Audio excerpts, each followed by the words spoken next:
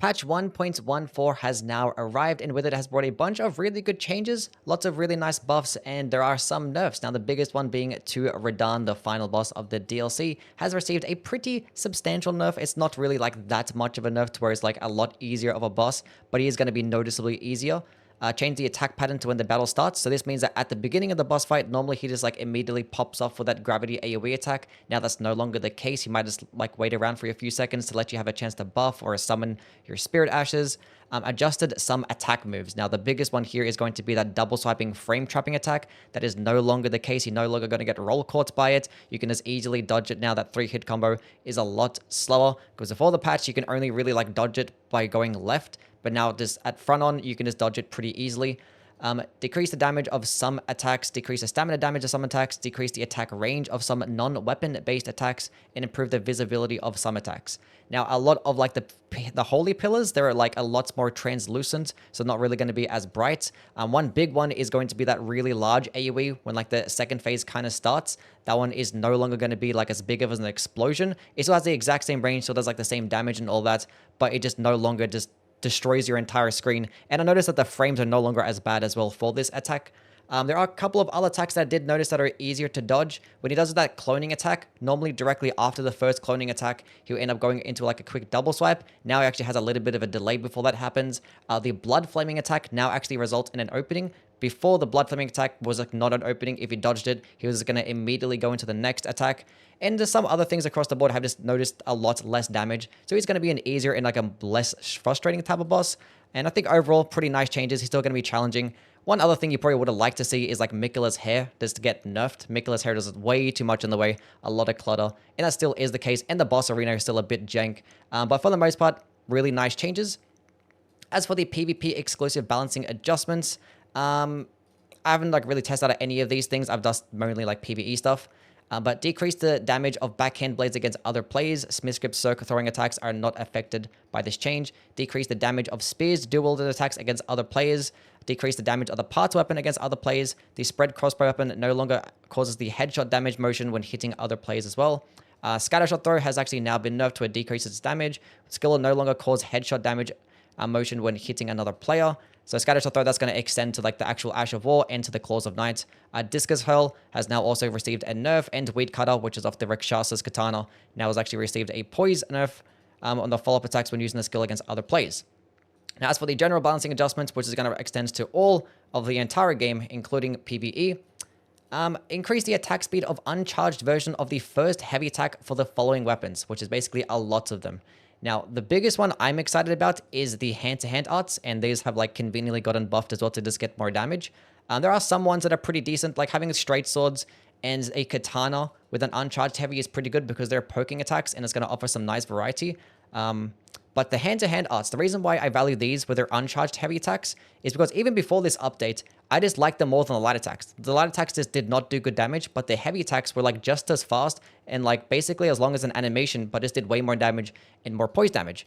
And now the hand-to-hand weapon arts have actually just gotten increased in damage, shorter recovery time between some of the normal attacks and follow-up attacks. So if you are going to go with a hand-to-hand art or a dry leaf arts build, I recommend just going just heavy attacks. Just don't use light attacks at all. Just uncharged heavies and potentially charged heavies when you get a longer opening.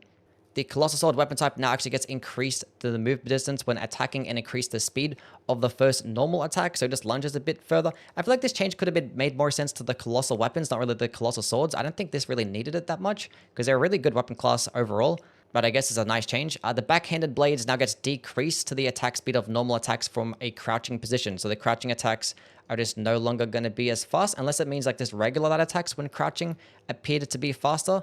I'm not really too sure what exactly that means. I think that means crouching attacks. And for my testing, it doesn't really seem that much different.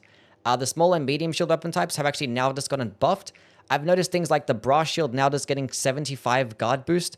And like even like the Mesmer soldier spear or shield and some other shields is getting over 70 guard boosts, which is actually kind of crazy. So like medium shields were already pretty decent, and using things like barricade shield could make for like some of the most cheesiest options in the entire game. And now they could actually serve as decent alternatives to like Great Shield builds, which are also very cheesy. So, yeah, typically like Great Shields like cheese Radahn, but now Radahn gets less stamina damage, and now medium shields are now buffed. So you could probably just use a medium shield against Radahn now. It would now take longer to be able to cancel into most actions after performing a one-handed normal attack with the Swift Spear. I guess they thought the Swift Spear was broken enough to where you actually could combo between certain types of attacks and it was like really fast. So now like the recovery time is just like a bit, like, I don't know, a bit longer. Extended the Smith Script Dagger attack range. That is just almost borderline useless. The Smith Script Dagger needed way more damage, more poise damage. It just needed so much stuff. Like, these things just suck. Like, regular consumable throwable projectiles just do more damage than this. Like, range is not the only thing that it needed. It needed a lot more than this. I gladly have like decreased range, but just to get way more damage and actually some respectable poise damage. Like, it would be really cool. Increase the attribute scaling of the Radahn Twin Blades for lower intelligence and faith attributes. I did test this out and compare it. At about like 30 intelligence and faith, I was only really getting about like 15 more AR in that particular type of damage type. So it was like roughly about 30 more AR in total between both magic and fire. It's not really that noticeable, but I guess that buff is just welcomed. Rolana's cameo is actually now better as well.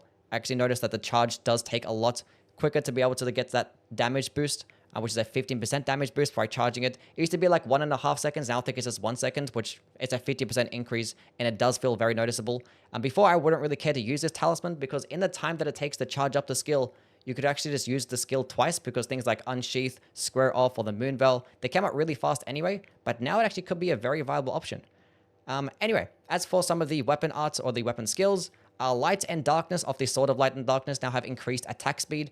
These things still do terrible damage. The weapons have bad scalings. I wouldn't really use them as primary options, but the thing is that they serve as a nice buff or a debuff. Light is going to be pretty decent. You could be able to use it in the middle of a boss fight, but it is still like a long animation. The Dynastic Sickle Plate of the Obsidian Lamina has actually now received a pretty decent buff. I actually remember doing a playthrough with this thing just recently, and these are all the changes that I kind of wanted to actually have with it. Reduce stamina consumption, increase the poise damage of the follow-up heavy attacks. The poise damage doesn't really feel like it's that much. I think the follow-up heavy attack now does 33 stance damage compared to the 30 stance damage it used to. Increase the movement distance. Now this is the biggest change. Before, it just did not lunge very far at all, and you just always ended up like whiffing your attack. But now it actually lunges very far, which is very good. Just the damage animation recovery time when the second follow-up heavy attack hits another player. I don't really know exactly what that means. I think it's like a bit faster between the attacks. So I guess there's more fast. It lunges further, more poise damage, less stamina. It's really great. Now this weapon is comparable to the Bloody Hellas, but I am still going to prefer that one a bit more because the Bloody Hellas gets more damage, more range, more stance damage, better bleed build-up, better scalings. But now this weapon is a bit more in line with it, and actually is very fun to use as well, so it actually is a more viable option. Moon and Fire Stance off the Rolana's Twin Blades. This actually has received a very, very good buff. Increase the light wave range, poise damage, and attack speed of the stance's normal attacks, which is like the magic version. It just goes further. It staggers a bit better. I did a playthrough with this the other day, and I consider it to actually be underrated. It actually was a pretty decent weapon. I thought it was going to perform like shit, but it actually was nice, and all these changes just make it a very solid option. I think this thing is actually very comparable to the Sword of Night and Flame now. It probably might not do as much damage still, but the more poise damage that it does get, the faster animations, the more total overall damage. I just think it's a very solid option now. So if you're actually scared to use this weapon, I don't think you should be anymore. I think it's very good. The Devonia's Hammer has also received a buff with its skill. It actually now gets a bit more damage. It actually gets an increase to attack range of the hammer spin, which I guess it just means the skill. I don't know why they had to specify with the spin. I thought it actually meant like the initial like spinning attack that it does get, but that actually doesn't have a hitbox. Increased poise value and poise generation speed. Now that's actually just hyper armor, so you just get more hyper armor without the animation. It does not mean stance damage. It still does the exact same stance damage, which is actually less than the Ordovis's Greatsword. Ordovis's does 66 stance damage. This actually does 52 stance damage, and it is a lot longer of an animation, but it is going to do way more damage, and actually does work with the Crucible armor, where the Ordovis's does not. But I kind of just prefer the Ordovis's still because it's much faster, and it just does more stance damage, which I'm just going to prefer, and the damage is still pretty decent. But this is a still nice change, so it's going to just make it a lot more viable. As for the spells though, the Rolana's Twin Moons has received a buff to its attack range with the first and second attacks. Actually, the third one still goes the furthest, and the range difference is pretty nice. It actually now gets reduced knockback with that second attack, and the reason for that is because sometimes it has knocked them back pretty far, and the third one probably just missed sometimes, but now it just like staggers them normally.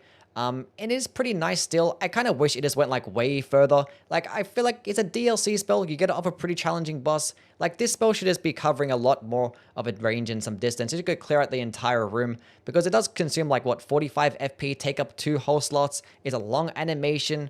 I feel like it could have received like a bit more range, but I guess it is like a little bit better of a spell. I probably still wouldn't personally use it because there are lots of different types of AoE spells that sorceries do have that I just much prefer, like Gravitational Missile, Zamor Ice Storm. Those things I'm just gonna like more. But as for the incantations though, a lot of these have gotten changed, and I'm not gonna lie, I don't really care for any of these things. Aspect of the Crucible Thorns is probably like the one that I like the most. Gets a bit more damage, increased attack power, stamina attack power against guarded enemies. The close range hitbox now follows the movement of the player.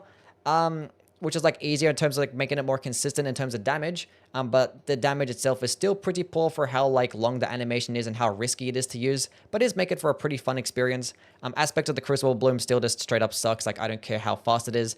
It needs to like, it actually got increased to the size of the hitboxes. Like this thing still misses so many times. Like it, I don't even know how you would fix this spell anymore. Like just delete it at this point. Bird Feathers gets decreased to the minimum delay between consecutive hits and increased range. The damage still sucks. It's still incredibly long to actually cast a spell, and it just melts through your entire FP bar. Furious Blade of Ansbach, cancelling this incantation into rolls will now take less time, increase the poise damage, and increase enemy knockback distance. The thing that this thing was actually missing was damage, and it didn't actually get that. For some reason, they thought all these things were more valuable when they're kind of just not. Increased poise damage and increased enemy knockback distance kind of makes it better for stun locking, which is nice, but I feel like it just still needed a bit more damage, because yeah, it doesn't really have that. Midra's Flame of Frenzy now actually attacks a bit faster, does more frenzy build-up, and you do less frenzy build-up to yourself. Now in PvE, I still would never use this thing because it still does a decent amount of frenzy build-up. It just destroys your entire FP bar. Like this thing consumes so much FP, and it doesn't really do that much damage anyway. Bale's Flame Lightning actually now gets a bit more damage. As to how much, I do not know. Don't know why they just don't put percentages. It would be pretty cool. Now, as for the bug fixes, there are like a lot of them. I'm not going to read every single one. I think the most valuable ones is that Lizard Greatsword now actually does do striking damage. Before, like, it just didn't with like a lot of different attacks. The Euphoria bug did get fixed to where like you could put the buff onto other types of weapons. The Wild Strikes bug actually did get nerfed as well, because this thing was just one-shotting enemies really quickly. Bale's Tyranny now actually got fixed to where it does hit multiple enemies, and if you're on like slightly inclined angles, you're just not going to completely just miss with it. Godfrey's Icon used to just like not work with a bunch of different types of incantations and spells, but now it actually does. I actually have noticed that there's a lot of things that don't work with things like the Shard of Alexander still. Hopefully that gets fixed in. But yeah, there actually are a bunch of pretty decent changes throughout the entire bug fix, and that's basically about it. I'll be like covering a bit more in this in depth. I'll do like a lot more testing, because I kind of just did like a little bit of just some base testing here and there. Not too in depth. So if you actually did want to see that, please do like and subscribe for that. Actually, we'll be live, probably testing out the patch as well on Twitch tomorrow, so definitely follow me there. Anyway, just let me know what your thoughts are about this whole patch down in the comments, and yeah, catch you guys around. Bye.